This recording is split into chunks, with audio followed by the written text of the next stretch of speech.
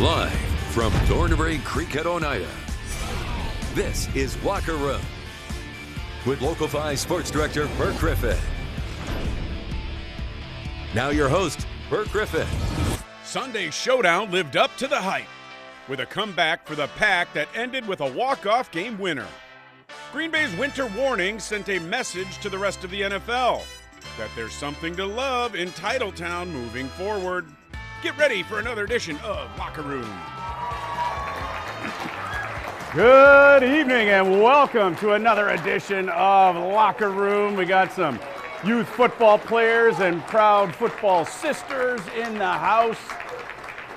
We're going to talk about the green and gold and plenty more coming up in just a couple of minutes. Well, the Packers have won 3 straight games. They sit at 5-2 in a jam-packed NFC North race, and right now they're going to get ready this week to head down to Jacksonville where they will face the 2-5 Jaguars.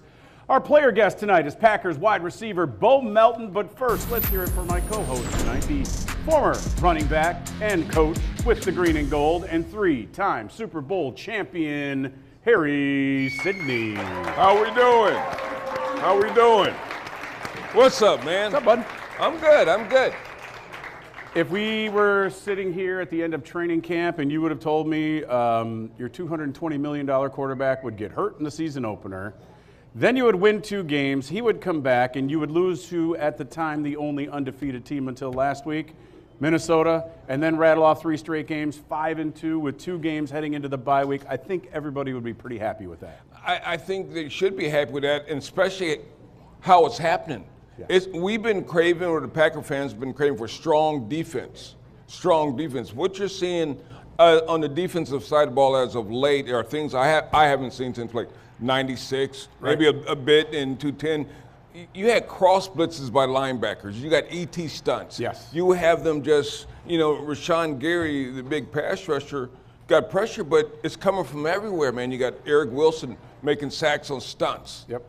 Those things, that's unbelievable what I'm saying. And I don't want to make it sound like it, but when you get a new defensive coordinator, it usually takes you a while. It takes a while to get used to it. It takes a while for everybody to gel. And what you're seeing, in my opinion, is the defense is number one while the offense is figuring it out right now. Well, you say that because Matt LaFleur used the term, and it's very common these days, complementary football. Yes. Look, time of possession, turnovers, these are all factors. And when one group is kind of lagging, the other ones have to step up, and we saw that this past Sunday. They had a complete game against the Cardinals, without question. This one, you win after committing 3 turnovers in the first half? That doesn't happen. It doesn't happen, especially when you look at their turnovers. You have a bobble and a muff punt. They get it. Defense holds them out.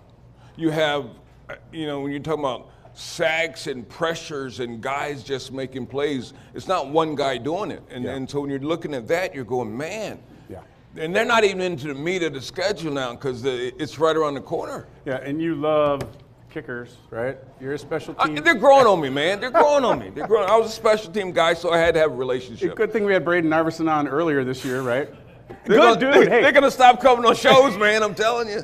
Best of luck to him. Great kid. Yes. However, we literally had that, and then we're like, oh, he's gone already. So. He's gone. That's what the game is, man. Speaking of kickers, and I know you're going to love this one. You know what time it is, right? You know it. Could have been Eric Wilson. Could have been a bunch of cast of characters in this one, but it is time now for our pivotal performance powered by IBEW Local 158. We talked about this before.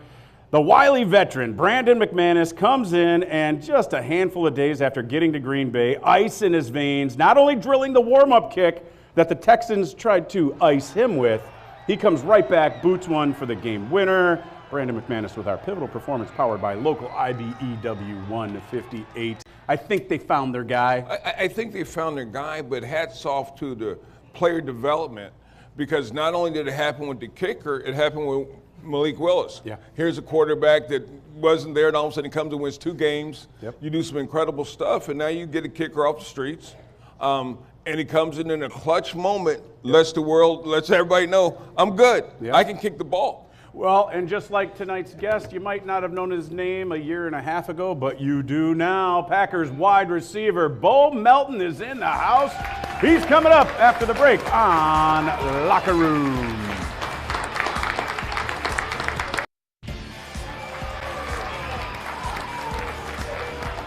Welcome back to Locker Room right here at Thornberry Creek at Oneida, the golf course. Keep it going for Packers wide receiver Bo Melton, everybody.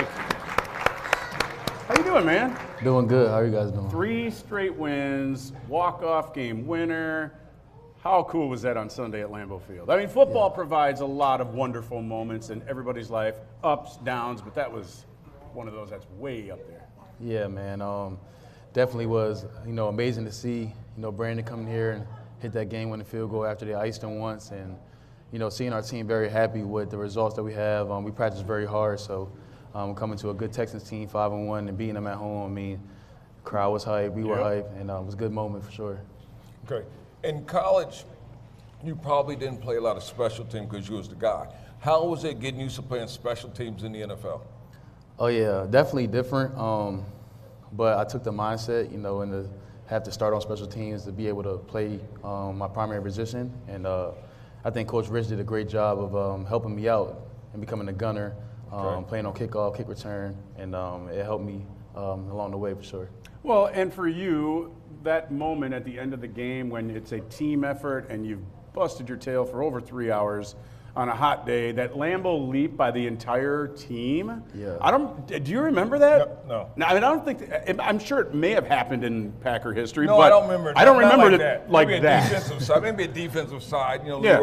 but not like that. Where celebrating with your guys, that must have been awesome. Yeah, it was awesome. I mean, everybody tried the Lambeau leap. A few of us didn't make it. But right in the corner. You're close. Bo, you're close. You're on the far right there. Yeah, definitely didn't make it, but everybody jumped, and I'm pretty sure that we're going to talk about that in meetings tomorrow, hopefully. But I mean, it's amazing. Just the fans here, it's amazing. I think Brandon got the sense of that during the game, and Zach Tom pointed right to the fans, Lambeau leap, and he did it. So I'm pretty sure he's happy about it, and I can't wait to see what's in store for the future. And I'm sure he was pretty surprised too at how high that wall actually is. No, it's too high. They got to lower it. You got to find the short spot. Another part of future. Yeah. Another history, man. There you go, Lambeau leap. With that, how do you keep yourself into it? Because when you look across the board, all the receivers are into it. When the numbers are called, they're making plays. How do you keep your mind into it? Yeah, that's a great question.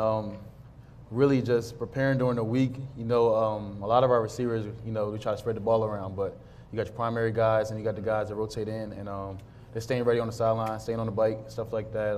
Playing special teams help just because you get out there, you get your legs warm, and when your number is called, you just show up, be ready to go. Well, and if you look at last season, I mean, your breakout game, obviously, toward the end, New Year's Eve, against the Vikings.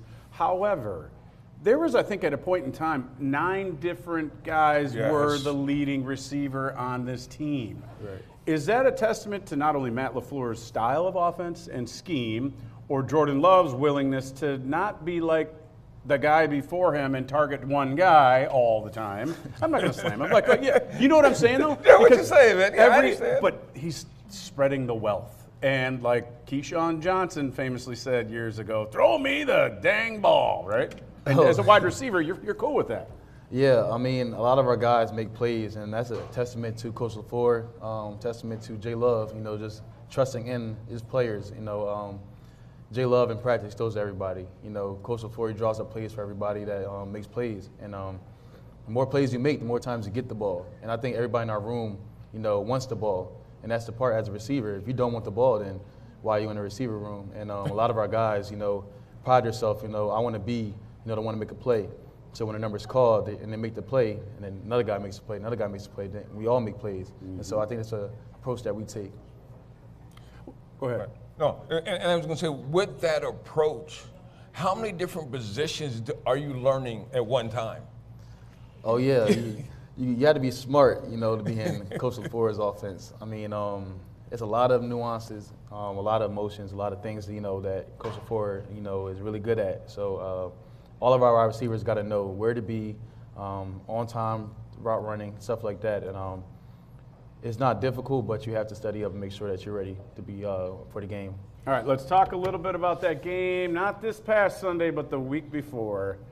Yeah. Your brother Max is in town, plays for the Arizona Cardinals. How special of a moment was that for you to play against him Not in the backyard, not at Rutgers, in a professional football game. That is something that I don't know if anybody else can even know, that can claim that. Bo, what did that mean to you? Yeah, it definitely meant everything. Me and Max went at it since we were out the womb. Yeah. And you guys are how far apart? 2 years apart. 2 years apart. Yeah, so me and Max definitely went at it. He made me a better player. I made him a better player. We both try to evolve as better people in life, and just seeing each other on that field, we won't even talk smack like that, but right. I felt like we had to say something, like yeah. just seeing him across from me, like, yeah, I'm about to get you on this rep or something like that, and it didn't even happen. Yeah. We just went against each other, went hard. Definitely was a good game. We came up on top, so I get to hold that over his head. But well, hey, guess what? I had a chance to talk to Mom and Pop. Okay, good. I was hoping so. They were both in attendance with some other folks that you know, and here's what they had to say about watching their two sons play against each other at Lambeau Field. It was an awesome feeling. I cannot even describe it. I mean, we thought about it a long time. I thought about what my reaction would be. I thought about how I was going to keep my emotions in check, and I didn't. I did not at all. I was overcome with a lot of emotion, but I tell you, the best thing ever that any parent can ask for. For me, it was like seeing the backyard all over again. It's like, okay, they both have skills. They both have things that they know they're very good at and things that they need to work on, right? So I'm like still being dad coach a little bit. And but I did tell Bo, I said, I know you're not going to let your little brother get you. So that was a fun part. And there was one route where Bo had him. That Bo had, and Max knew it. And Max was like, "Oh, I'm sure glad he didn't throw that ball." So it was surreal. It was one of them tearjerker type things. I had to take a moment and just enjoy that spectacle. Just enjoy it and enjoy it for what it was. That I mean, who has two sons going together against each other in the NFL? I mean, it's amazing. Yes, it is. Proud parents, and you should be a proud son and a proud brother all the way around. But I love Dad, the fact that he's like still being coach. He's like, oh, Bo had him on one because Jordan didn't throw him the ball. I just got to ask, which one of the parents was the enforcer? Mom or Dad? In what way would you add? It just kept you in line. Which one? Well, one thing I do have to address, my mom shares way too many pictures. Because I'm looking at them pictures, I'm like, all right, like, when is this going to end? Like, the costumes and stuff, I love my mom. She's so funny with that. But I got to say it's half and half. Okay. And the only reason I'm saying that is because if it ever came to grades, school, or even like stuff like personal things, girlfriends when I was younger, my mom was a stickler about it, so that's that part. And my dad on the football field, oh man. He was the coach. Yep. Coached us up downs all day. We got in trouble in school, or we got in trouble in school. We had a bad grade in school, you forget about it. We was going straight to the field, 100 push-ups, 100 sit-ups. Yep. It was that. So they both did their part into making us the men we are today. And awesome. I'm proud of them. Thankful. Well, Bo, we both know because we both have sons. We both coached our sons. Yes. And we always said, when we're out here doing football, I'm coach. I ain't dad. Oh, yeah. You're going to do up downs, you're going to run, and I'm going to yell at you more. Yeah. And that's usually how it happens. So. Absolutely. All right, when we come back, we'll have plenty more with Packers wide receiver Bo Melton. But first, it's time to go to our Easy Tab Fan Cam in our fan zone. Don't go anywhere.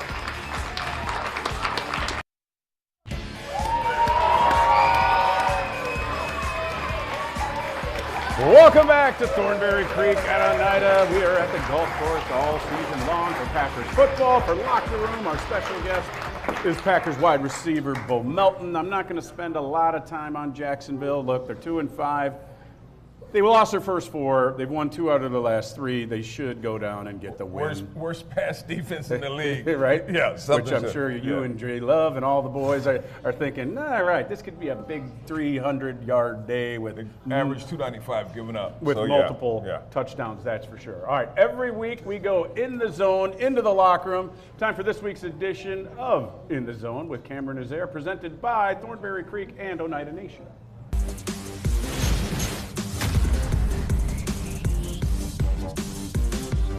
Here with Packers tight end Tucker Kraft. Tucker, I know last season we talked a lot about being intentional, about blocking and catching the ball. It seems like both have come to fruition in year 2. How cool is it to see, both come to life this year?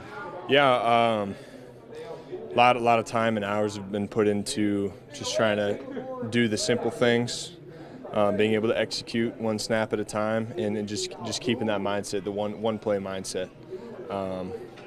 Yeah, like you said, coming to fruition. Hope to every day be able to improve, but I'm glad I'm seeing some progress. Was there anything different that you did this offseason, or was it just knowing the NFL game a little more? When this next season had rolled around, I just tried to pick it up like I was riding a bike. But I spent most of the offseason rehabbing my torn pec injury, so being able to just get back in the feel of things. And then talking with the rest of the O-line, talking to the tight end next to me, the tackles, the run game is really set on the premise of communication for us. So, like I said, I just like riding a bike. What did you learn about your game and how much you value playing in the NFL when you had that torn pec and the injury started to surface? Yeah, it was hard because towards the end of the year I felt like I was seeing things in a much clearer picture. And sometimes when I'm watching film, it just doesn't seem like everyone could see it the same way I saw it. So when I was able to get back in there and just, do things the way I like to do them, I felt like I was playing complete football again. Last one for you. You're very well, thought out in answers with us and on the field. Where did that mentality and kind of that mindset come from? A lot of trial and error. People talk about how this game has given them scars. I try to learn more from practice. That way, when I get on the field and mistakes happen, it doesn't cost us a game. So I just try to learn as much as I can in practice and in the meeting room and watching other teams film. That way, when game time comes around, it's not me making those same mistakes that I saw other people make. All righty, thank you, fellas. It is time now for our 1-minute drill. You run the 2-minute drill. Are you ready? Best thing you bought with your money so far? Car. Car? What car do you drive? Mercedes, AMG. Ooh, Mercedes. Interesting. Oh, nah, not the ooze. You got the ooze. All right, what's your go-to jam while you're cruising down the road? It's hard. 1-minute drill. Boss Mandilo. All right. Biggest influence in your life? My parents. Favorite NFL player growing up? Reggie Bush. Reggie Bush, interesting. If you could be a pro athlete in another sport, what would it be? Basketball. Hoops? Point guard? Shooter? Point guard. Point guard, all right. That kind of figured. Las Vegas or the beach? The beach. Dogs or cats? Dogs. Golf or fishing? Fishing. Steak, fish, or chicken? Chicken. Your mom says you love spaghetti. No. No? Not anymore? She said you guys ate so much you had spaghetti 3 times a week. Eat no more. She look, if she's watching, she's definitely playing with me right now. And finally, for Bo Melton, what is your real name? It's not Bo, and I didn't know this until I talked to your parents. Yeah, it's Miles. Miles. So where's Bo come from? My middle name is Bo King. Bo, and so is my son's now. Kylo Bo King. Very nice. Bo Jackson, Bo Diddley, what do we? I heard Bo Jackson before. Pops was a college football player, so. Yeah, right? and then I heard Bo Diddley before. Okay. I heard Bo Melly. Okay. We'll stop Bo there. Jangles. We'll stop there. Yeah, this goes all day, yeah. We'll stop there. All right, when we come back, it is time to wrap up the show. We'll have our keys to the game. Plus, look at that little guy right here. Look at him. Behaving out there. Oh, look little at baby that. Bo. Yeah. Stay tuned. We'll have more. We'll wrap up the show coming up after the break.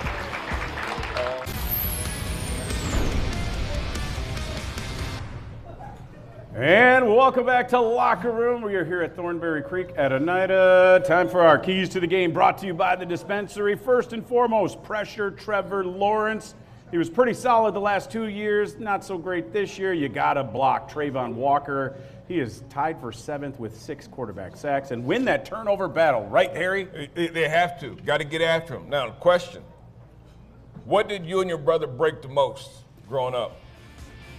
We definitely broke a lot of glass. Glass. Yeah. Glass in the house, plates, cups, everything. Either couches, beds, or windows, that's for sure, right? Packers wide receiver Bo Melton, everybody. Thanks for watching Locker Room. See you next week.